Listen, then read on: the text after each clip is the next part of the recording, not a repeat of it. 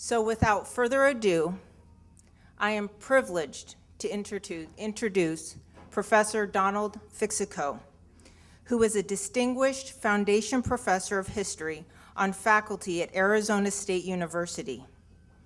He is a policy historian and ethnohistorian. His work focuses on American Indians, oral history, and the U.S. West, and has published numerous books related to these topics. Prior to Arizona State University, Professor Fixico was the Thomas Bolus Distinguished Professor of American Indian History, the CLAS Scholar, and founding director of the Center for Indigenous Nation Studies at University of Kansas. Please welcome Professor Fixico.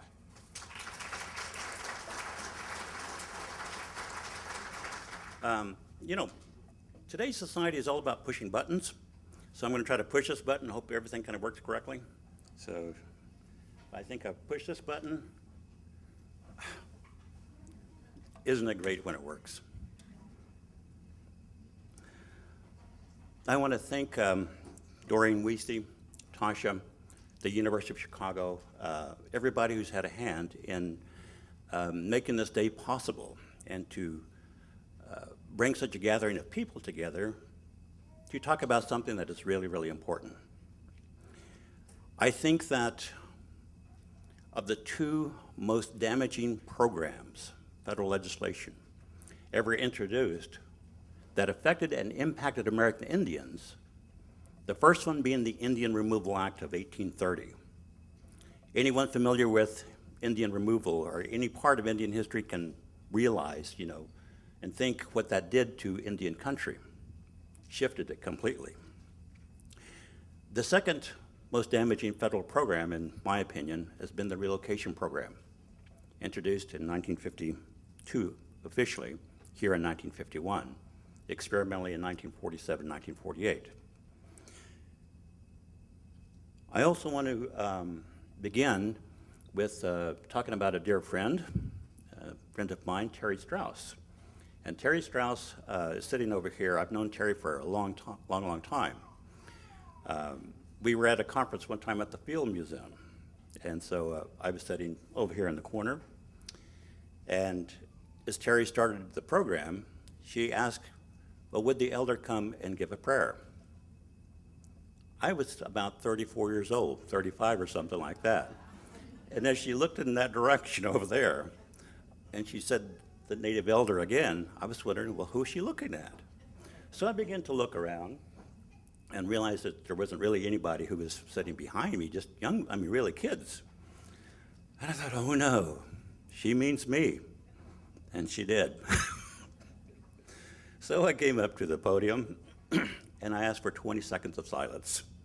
That was my prayer. And since then, I vowed to go back home. I am Shawnee, Stack and Fox, Muskogee Creek, and Seminole. Raised in the Muskogee and Seminole ways the first 10 years, maybe 12 years of my life. And my dad, a fluent speaker. And so I learned from him how to pray in my native language. So that's my Terry Strauss story. Terry, I've known her a long time, as well as some other people here. It's kind of a homecoming to me because I've lived in Chicago twice. And the first time, I was a Dewberry Fellow, and Chicago has always been very dear to me in a certain way. I was born in 1951, during the time of the Korean War. But 1951, really just when the introduction of the relocation program occurred. 30 years. 30 years after relocation, I lived in Chicago. As I was growing up in Oklahoma, I thought I would never leave Oklahoma. It was just one of those things. Growing up, that the closest that any affiliation that I had with any large city, and I remember sitting with my dad on one side in his chair, and my brother sitting on the other. They were Yankee fans. So anytime they got the newspaper, my dad would read the box scores about the New York Yankees. I would wait for him to read about the Chicago White Sox, which he never read. But when you read it, it was when the Yankees would play the White Sox. And so I was pulling for the Chicago White Sox. They were my favorite team. 1959, I could tell you, used to be able to tell you all the players, starting lineup and everything. And I thought that if I ever had a chance to live in a large city, it would be Chicago. I would like to live in Chicago. After I earned a doctorate in 1980, I went to Los Angeles at UCLA as a postdoctoral fellow there. And it was there that I learned that Los Angeles is not a city. It's just a sprawl. It just kind of keeps on going. And I thought that, you know, somebody, and it was actually Alfonso Ortiz, the well-known Alfonso Ortiz in anthropology, who suggested I apply for a Newbery Fellowship. And I did. But I also had a chance of moving to Chicago, going east of the Mississippi. I'd not really been east of the Mississippi. And to live in a high-rise. And some of you may recall, you know, the Bob Newhart show? You remember that? It took place in Chicago. And I thought, what is it like living in a tall city? You know, the buildings high up. But I learned the Newberry Library has the Chestnut Towers, and I lived on the 15th floor. And carrying your bags of groceries up and holding onto your groceries, and you've got like 2 sacks in one hand and one in the other or something, or maybe 2 sacks in both. Squeezing them, and somebody gets on the elevator, and it's like the 2nd floor. Somebody else gets on the elevator, and it's like the 3rd floor, and you're going up, and your arms are so tired. That's living in Chicago, at least in a big city life, in that sort of way. So it taught me much about living in a high-rise, because I'd never lived in a high-rise like that before, and thinking as I grew up that I'd never leave Chicago. But Chicago, as I said a little bit earlier, it was like 1981 in the fall that I spent the first year here, 30 years after the relocation program that had been introduced. And now another 30 years. So we're in like 60 years after the federal Indian relocation program. And I think that's very important. In flying here from Arizona yesterday, I was thinking, why is it and how is it that Native people have been able to survive and do well, to adapt, to reinvent themselves over and over again to make Chicago their home? I came up with something kind of a theory. The theory goes like this, that if there is indeed something called common identity, that within that there's cultural memory that all of us who come from different tribal backgrounds, we try to retain and try to identify other people who have similar backgrounds. And in this way, you don't even have to be Indian, but people coming from different countries, having different traditions, looking for other Polish people or other Irish people or other Chinese people who have the same type of cultural memory. In addition to that, people strive to find other people who are like them, and so that social identity is important. It goes beyond race, because you try to find some people, other people who have that same type of background. If it's suppression, if it's a different type of singing, something like that, you try to find those people, and Native people found other people like that from different tribes. Another element to this idealized theory would be leadership activism. That whatever that you do, someone has to take action. And that with cultural memory, social identity, that leaders would become activists. And there are many leaders who've come from the Chicago Indian community. Carlos Montezuma, we know his story, that he became a medical doctor and educated in the public school system here in Chicago. A four-year-old in Arizona, and his people were attacked by the Pima, took him as a captive, and sold him to a photographer who was Italian from the Chicago area, sold him as a child. Educated him here, couldn't support him all the time, but he was educated and he became Dr. Carlos Montezuma, a very strong supporter of Indian affairs, Indian interest, Indian rights. Willard Lemaire, another strong individual. In our midst, Susan Powers, who's carried on this kind of torch of leadership of helping and being active when there are few people. Dr. Robert Beck, another individual.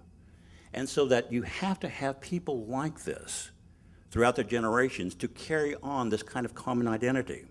But this common identity goes through the first phase, and I think this first phase might be the commonality, so that the people begin to realize that, you know, we are like this, we have cultural memory that all of us have, we have this kind of, this design or this feeling of wanting to be with other people, and we have this activism that among some of our leaders.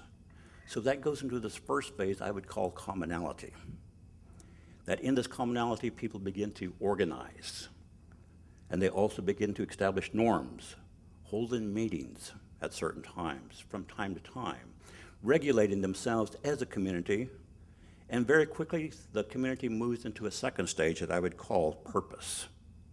So that in the second stage, that goals are defined by the community, with the leaders, with the community, and that development begins to take place. That then it goes into a third stage. And this third stage is sustainability, sustaining or maintaining itself. So that by this point, then an identity like the Chicago Indian community begins to coalesce. It begins to identify itself because groups need to identify themselves rather than other people identifying you. And so often the federal government, the United States as a society has done that. In the literature, it's called othering. That people, if you don't define yourself, other people will in fact define you. We are Indians, but in an Indian way that according to Robert Burkhofer Jr., that it's the white man's Indian. The interesting part about this is that Indian was a pejorative term that was very demeaning.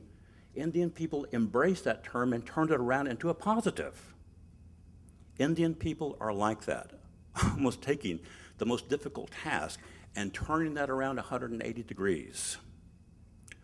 Why is it that now we have so very few World War II veterans? But World War II veterans over the years that would embrace each other after every decade would go by, or sometimes when they would see each other. Then it got to the point where that a Japanese soldier from Japan an American soldier from the US would embrace each other. Both had fought in World War II. That even enemies, people who were on the opposite sides, embraced each other because of the shared experience, something that they went through.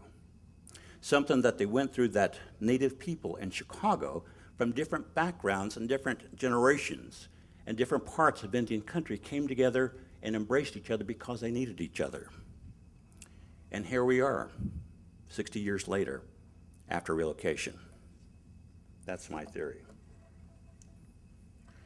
That when we look at the history, and you can probably see it better than I can over there, but World War II was a very pivotal time, which much of this started.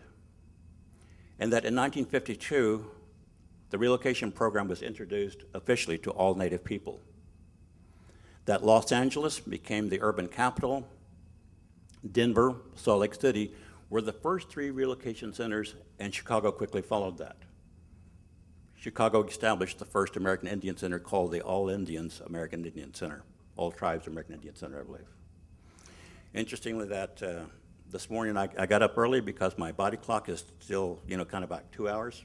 Arizona never changes time, so I'm still not standing here yet. My body is, so my mind is still, still waking up. And so as I tried to wake up, in fact, we went out for, my wife and I went out for dinner last night, or actually we had dinner like 4 o'clock. And came back to the hotel room and I fell asleep. I woke up and asked her, what time is it? And she said, it's a little after 8.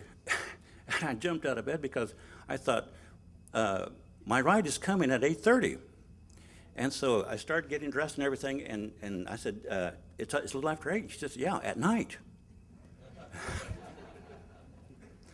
So I've been ready to come and talk to you for a long time. And as I got up this morning, I took a walk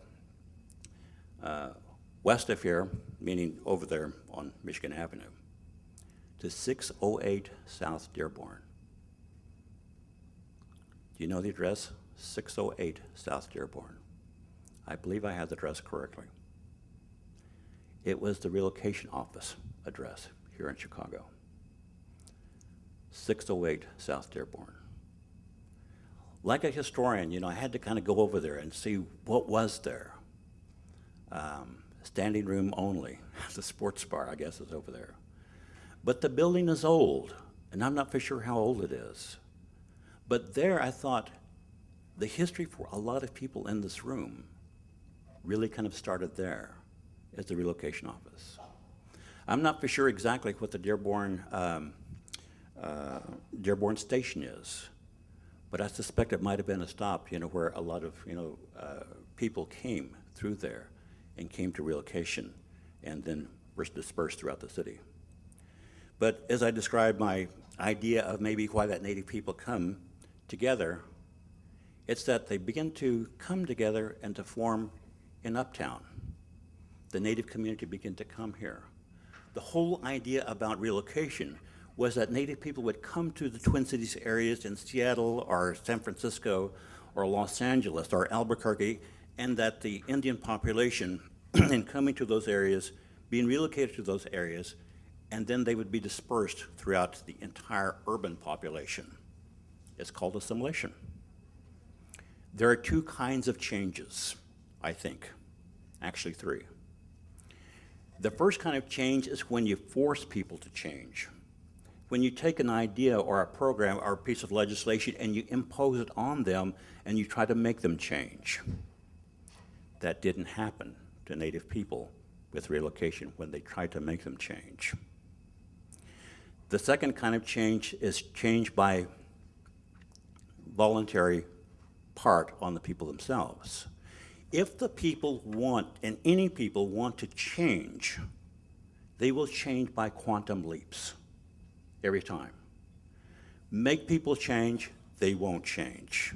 They'll cling and hang on to their communities and their desires and their dreams. But if you introduced an idea to people and it's suggested that they change and they want to change, they will in fact change. All of this happens according to something very fundamental that I want to share with you. Need. The French call it besoin.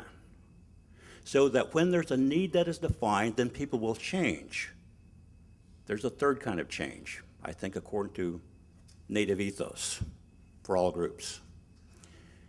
Native people believe in a reality that consists of the physical reality, but also the metaphysical reality. And to join those two types of realities together is Native reality. They are both.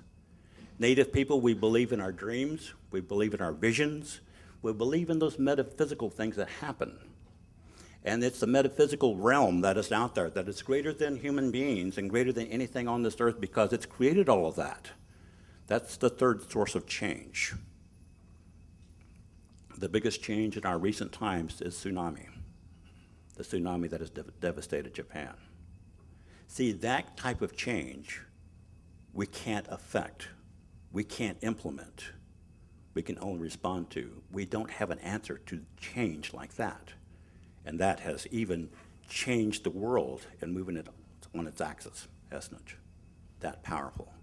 Those three kinds of changes. As you follow the chronology, then relocation, which became a very pejorative term, then was changed to employment assistance.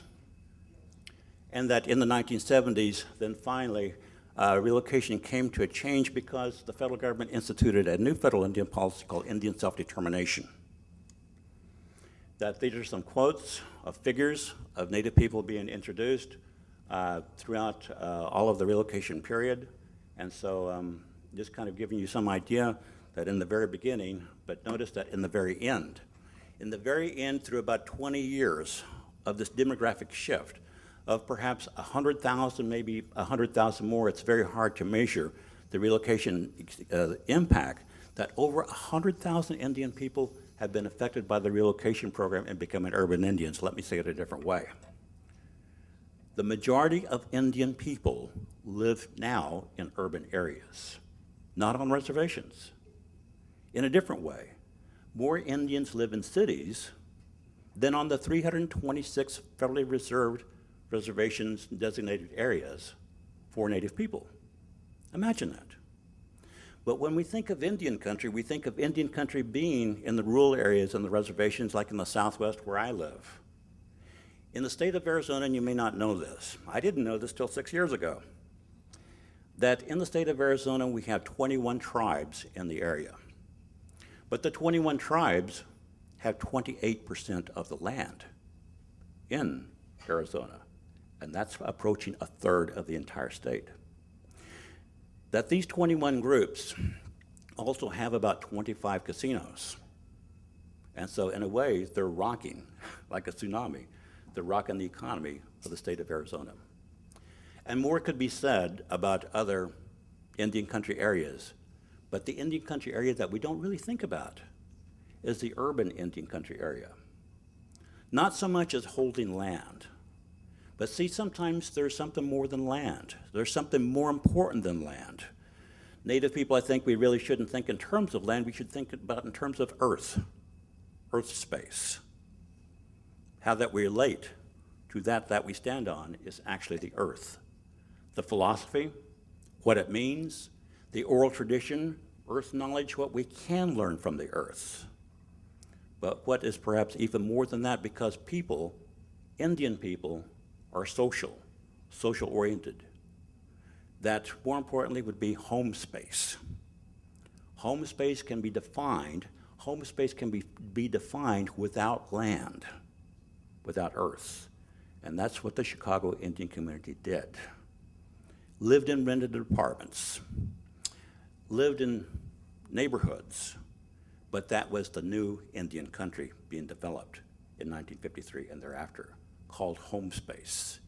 They didn't own the land.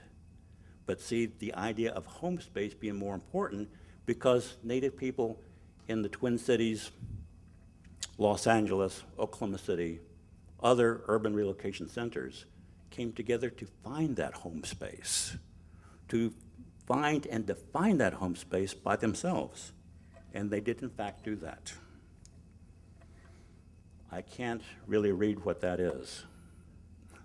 Not from here with the sun coming in. Oh no, oh no. Thank you, thank you, thank you. I feel like Elvis with a mic. But Elvis could see better than I could because I can't see that from here because, as I said, my excuse is the sun coming in. But when you look at the impact of urbanization, Native people, when they came to Chicago, and I'm sorry for the moving around, but it was really a new culture that they came into contact with. You either accept that new culture or you reject that. That's called assimilation, but assimilation works two different ways, and we need to realize these two steps, and much of the government hasn't realized this, that you can indeed want to assimilate into the mainstream society. That's the first step. So the people made that decision themselves. But the second part of that is that the mainstream has to be willing to accept the people. If the second one doesn't happen, why make the first one? So it's a partnership, assimilation is. But it didn't happen that way because a lot of the times, and many of you, and women will certainly agree, that there is discrimination, there's also racism, etc., about not being accepted. Native people did something a little bit more than that. They acculturated, that they borrowed whatever they needed from the mainstream as tools. That's a different lecture. I'm sorry, I'm saving that for next Saturday. Okay, different place. And that is, okay, there we go. Socialization being part of the process that I spoke about a little bit earlier, that there was no land base because of the home space that was established by the people. And the other part of this is that when you control your own identity, and something very interesting happened, that people who were Cherokee, people who were Navajo, people who intermarried with other people and from Indians of other tribes, and as they intermarried with other people from different races, then became Indians. Indians, but embracing that term Indian as an identity, rendered identity to itself, this kind of Indianness. through the relocation program and experience that this Indianness identity began to replace the tribal identity of being Cherokee, because then they became a Chicago Indian, a Dallas Indian, a Twin Cities Indian, a Bay Indian. Okay, but which Bay? San Francisco Bay, Green Bay, not Tampa Bay. But you see, people begin to identify themselves with the urban area, and they did. The second generation would be born in the urban areas and not know the home space of the reservations where their parents came from. Chicago became their home, their defined home space that they knew best. But see, the important thing about this, and to be Indian, is to not lose your connection, to always know who your people are. Even if you're not Indian, find out who your people are, who that you're related to, and to not lose that connection. Because you see, with Native people, the connection goes beyond. The connection goes beyond by being connected to the natural world. The earth, water, the air, mountains, rivers, everything. To be Indian is not to see things only in a human-to-human relationship. How dare we, as human beings, to only think about the human-to-human relationship? Indeed, in these difficult times, we need to learn to think about and to dwell and to do something about our relationship with the earth. What are we doing to it? Native people know that, this earth knowledge I mentioned a little bit earlier. My button is up there.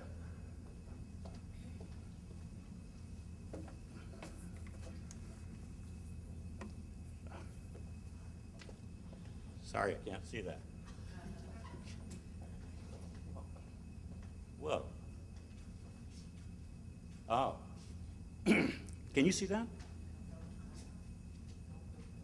Okay. Some of you, I think, and Susan, I'm sure, has seen something like this. This was an advertisement to Indian communities to go to cities like Denver or to Chicago, other places like that. The federal government had quotas to bring Indians, a certain number, to urban areas, and they did in fact do that through advertisement like this. How did that other part? Buttons. There we go.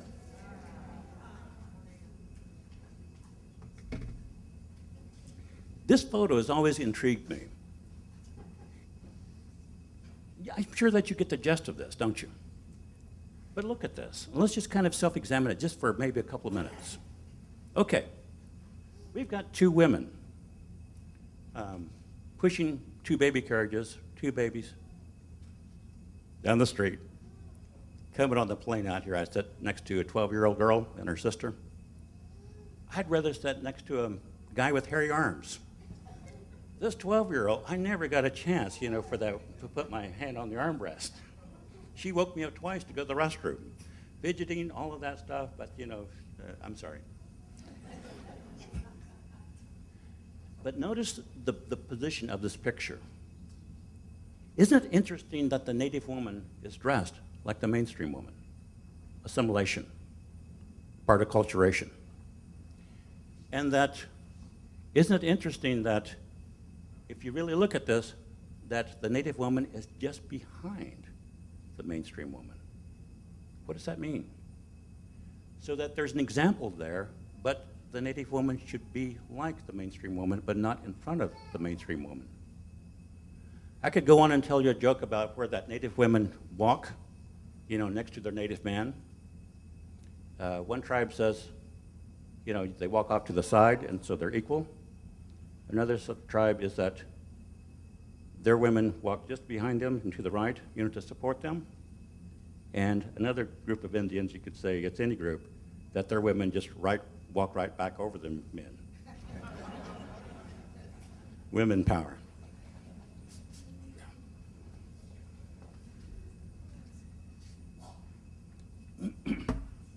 Indian youth. And very quickly that it's Indian youth, then the second generation in urban areas. They become the strength. They become the hope. they become the community. Imagine the community as a circle.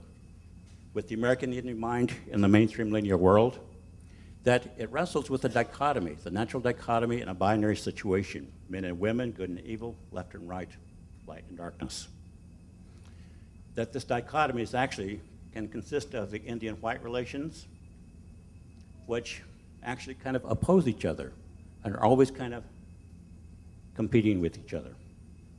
That in the process, there's a native ethos that I think, in Native people, I was talking to someone a little bit earlier, to Levi, that Native people think in a different way. And this Native logic, this Native way of seeing things, very circular, that natural democracy is recognizing everything in a totality.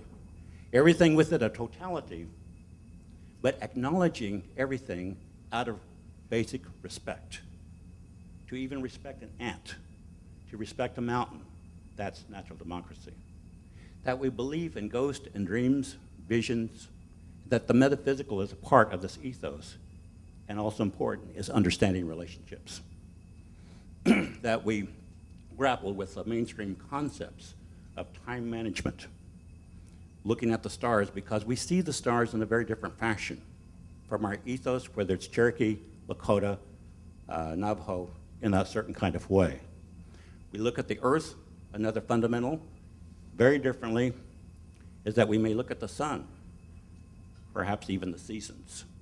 That all of these things that we see, and that within the circle can consist of something like, and I'll just run through these elements. That very first is self, or the people.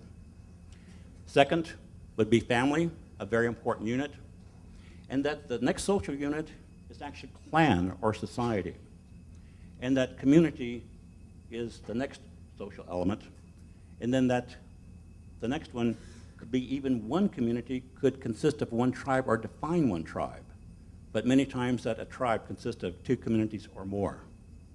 That these elements are within this theoretical circle, within this theoretical community, and that what bonds them together is spirituality. And that as this kind of comes into play with the American mainstream, we have two opposite points of view. You have one in which it seems, that I mentioned a little bit earlier about change, that mainstream policies and programs imposed on Native people, trying to assimilate Native people, just doesn't work. It's not practical. That Native people will find their own, and that what we don't realize is that if we talk about assimilation, we can talk about assimilation in the opposite direction too.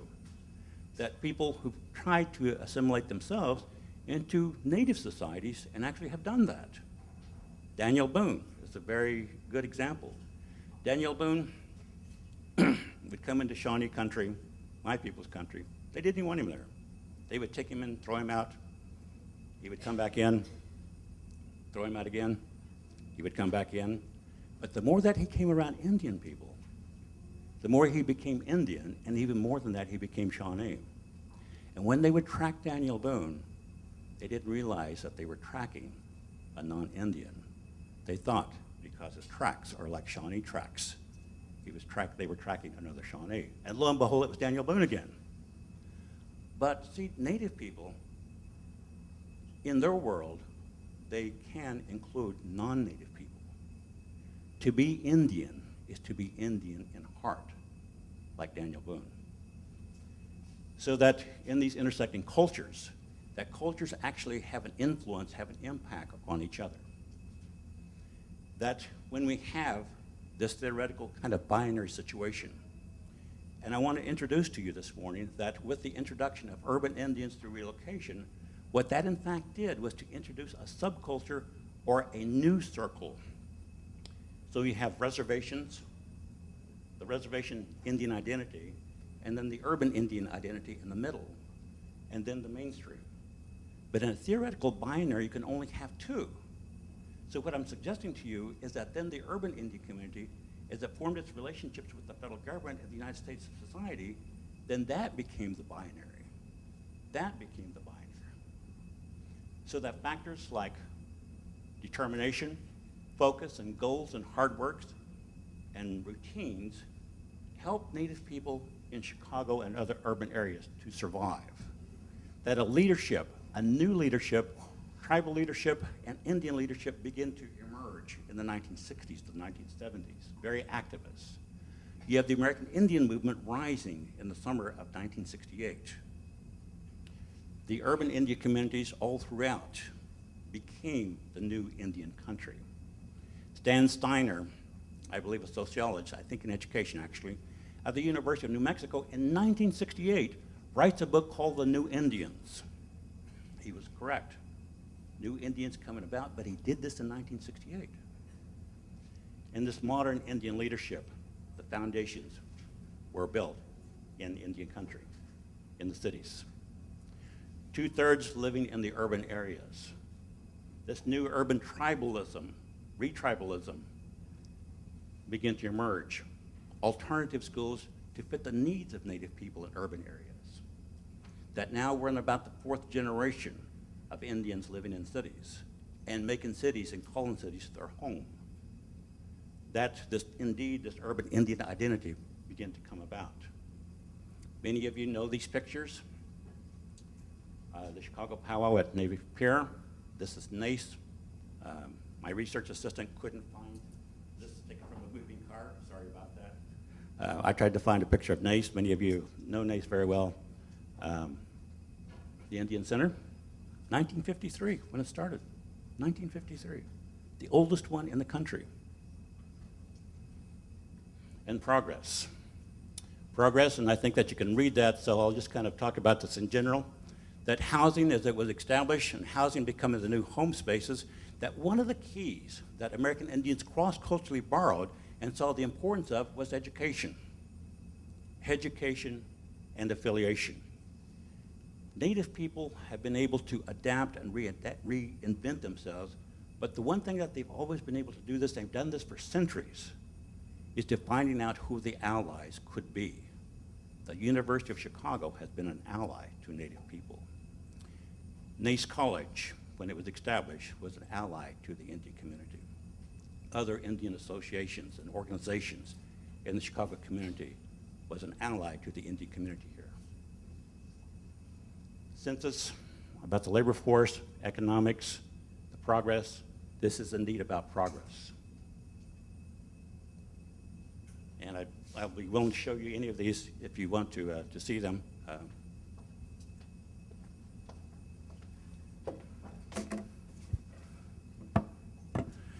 And I think I just have a few minutes, but I want to share this with you. If I could suggest something that could be done, because what I see and what I observe is something that has been shared with me too. If Native people have succeeded in cities, how do you measure success? You can measure it through statistics and examples. But why is it that the mainstream here in Chicago doesn't realize or acknowledge the progress of Native people? Why is it that we have become the invisible people? Myself and a lot of Native people here can go into a supermarket down the street. We're recognized as maybe somebody from Korea, from Hawaii. This actually happened to me in California when I lived in California, getting out of graduate school. The woman came up to me and says, I'm very proud to see you and to recognize you because I just came from your island.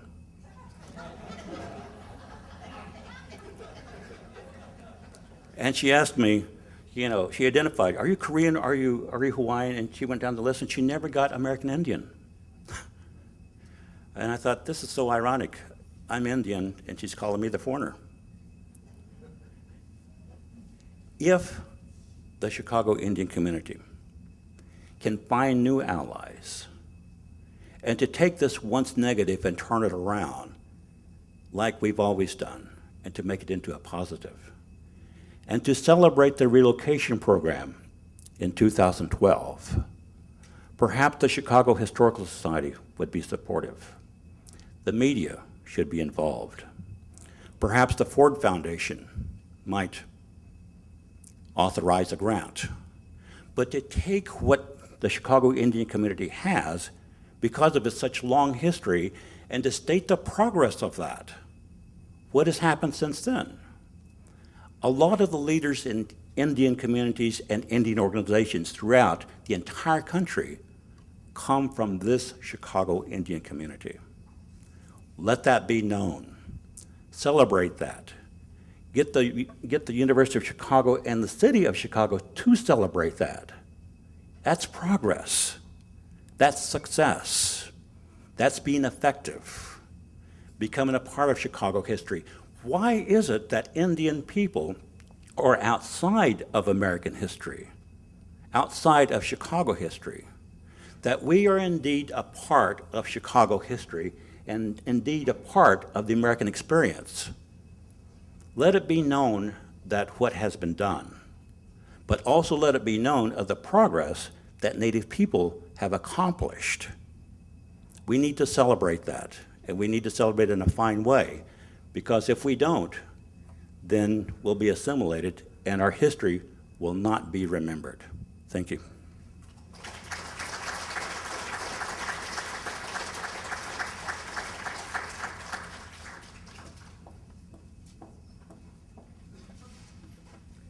If there's any questions or answers, we have a microphone here, or I can bring it to you.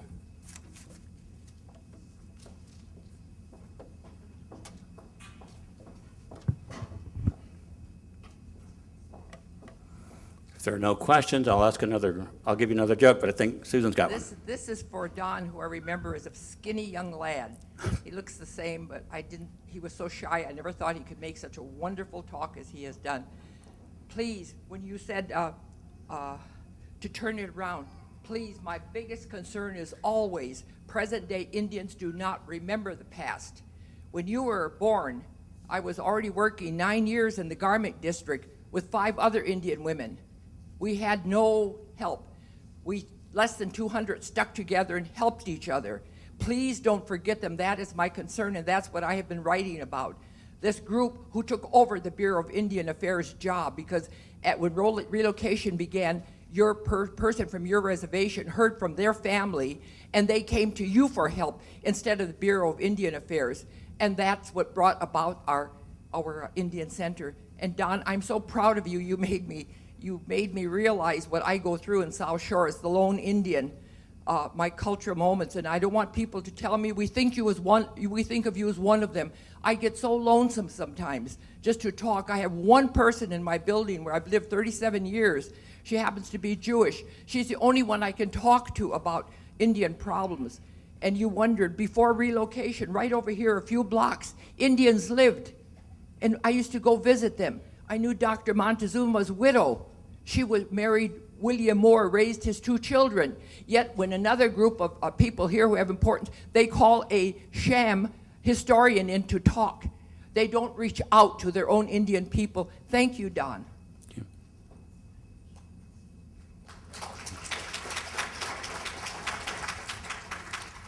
They're all dead now, but 2 of us. We need more strong hearts like Susan Powers.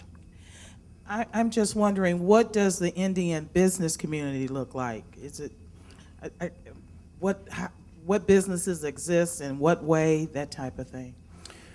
That question is above my pay grade. And I'm going to punt on that a little bit because, you know, as I was invited to this conference, I was thinking, Don, don't go. Because there are going to be people at the conference who know more about the Chicago urban Indian situation than I do. Yes, indeed, I've researched it. Yes, indeed, I know that the BIA was removed from Washington, D.C. in World War II to here in Chicago because we're afraid about what would happen. But I can't answer that because I'm not up to date. I can only share with you those statistics. There should be more of a visibility of urban Indian businesses, but we need leadership, but also success is measured by capital investment and capital gain, and we need more Indian businesses like that even more. There is indeed something called an Indian entrepreneurship. There is indeed now over 200 native gaming operations, but realize too that only 20%, about 20% of those who actually survive and meet cost or make profit, only 20%. Most of them lose. Other than that, I really can't answer that for not, studying the business part of it. You caught me off guard. Yes, please.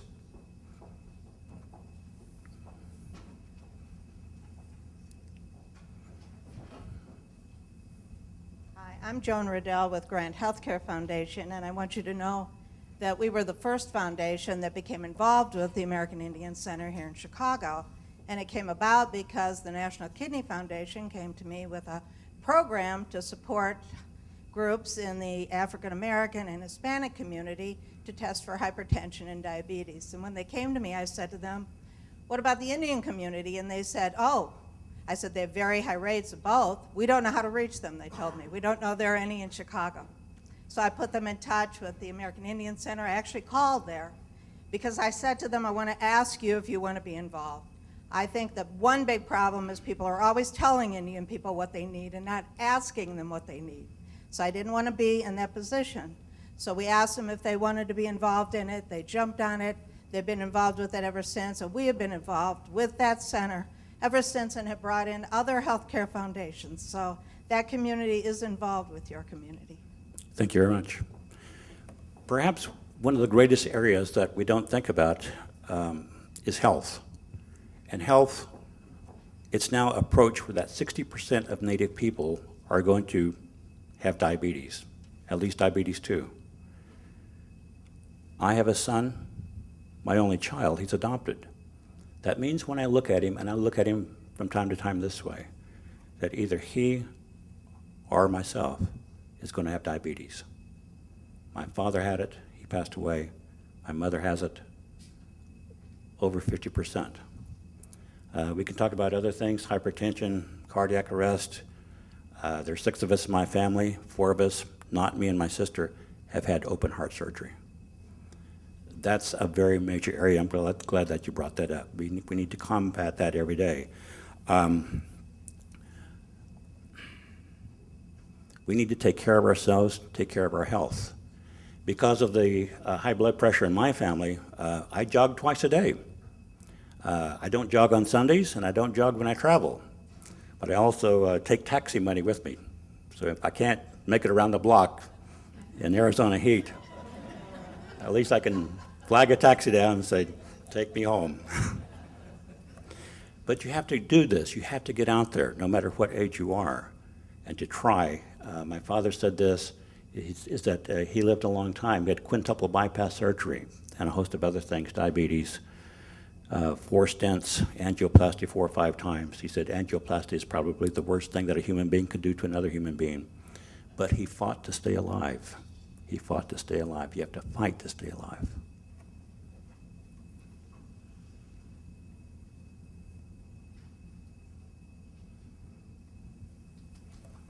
Yes.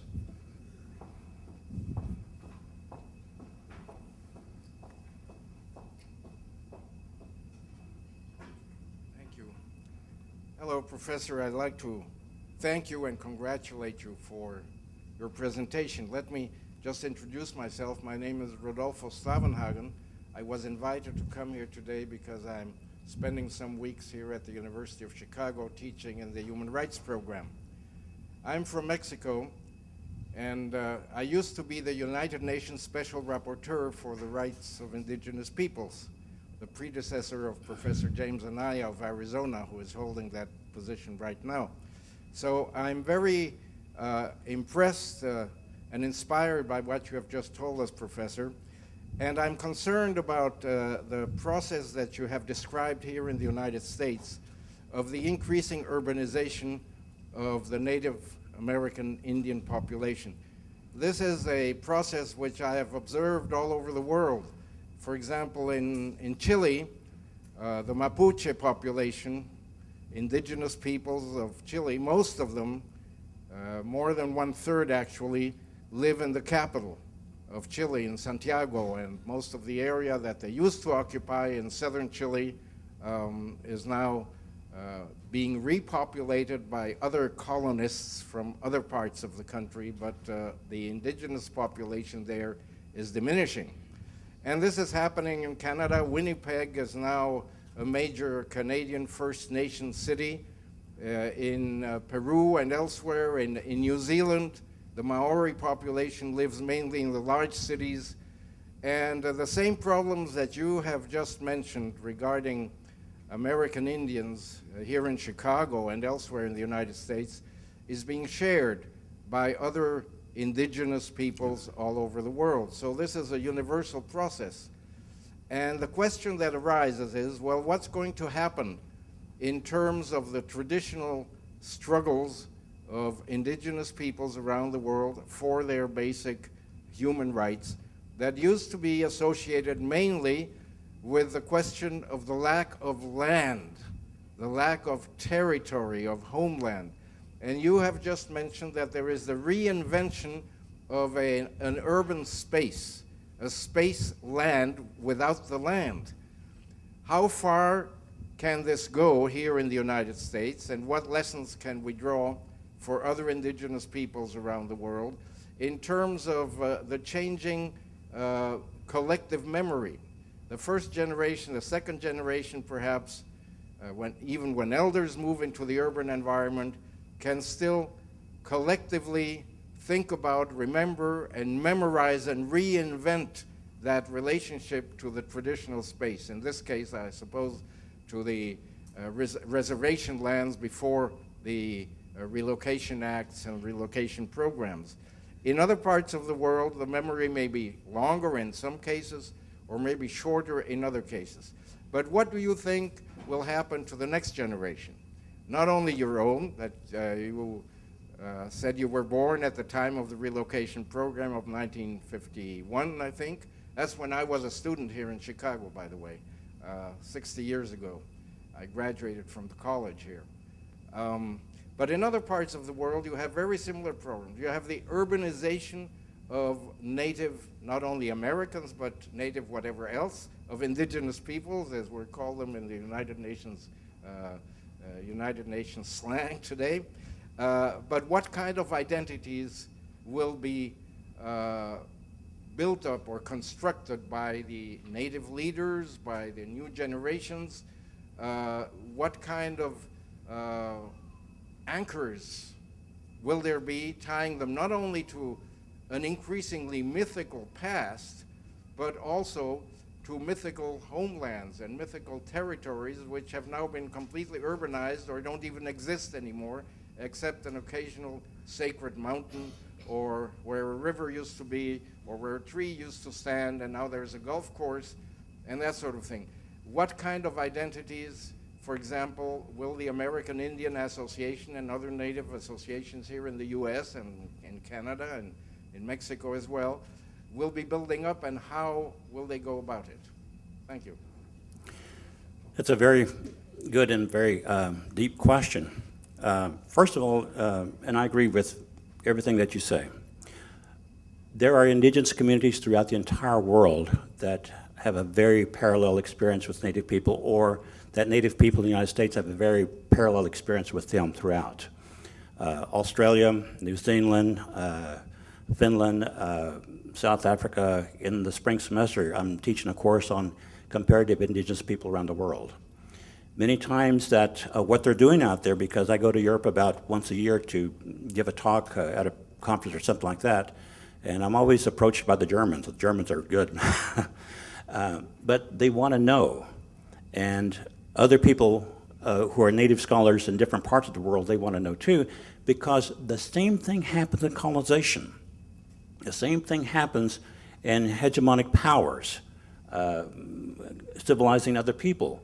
And so the story replicates itself over and over throughout history.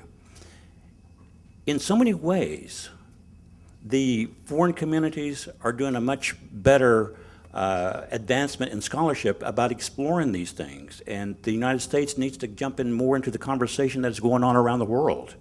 These parallels are happening.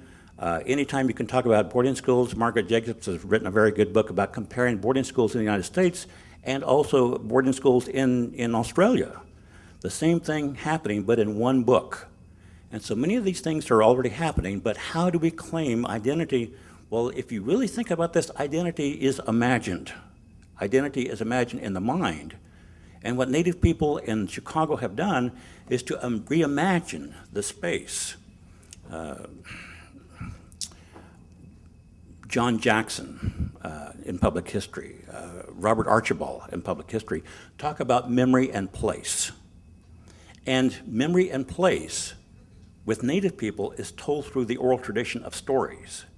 We should not forget these stories and keep telling these stories, because these stories will help us to maintain that identity. When stories are told very effectively, they bring the past to the present. Time becomes less of a factor. These stories that, as they're told, they transcend time. If memory, especially if identity, is abstract, then through oral tradition, through the telling of these stories, regular stories, and keeping it very close to what can be remembered, it helps us to remember the past and helps us to remind who we are. And we'll need to do that. New things will happen, new identities will be forged, new relationships will be forged, but you can look at countless examples. Why are the Comanches still the Comanches? Morris Foster, an anthropologist who wrote Being Comanche, it's because that's who they are. Gary Anderson writes in one of his books that the Comanche had 40% of their population taken from Mexicans, taken from Texan settlers, taken from American settlers, taken from other tribes. Almost half of their population, and yet they're Comanche. So that's a Comanche in imagination, and Comancheizing, like Americanization of other people and becoming a part of this new community as it reinvents itself. Thank you, Dr. Fixico. Thank you for having me here.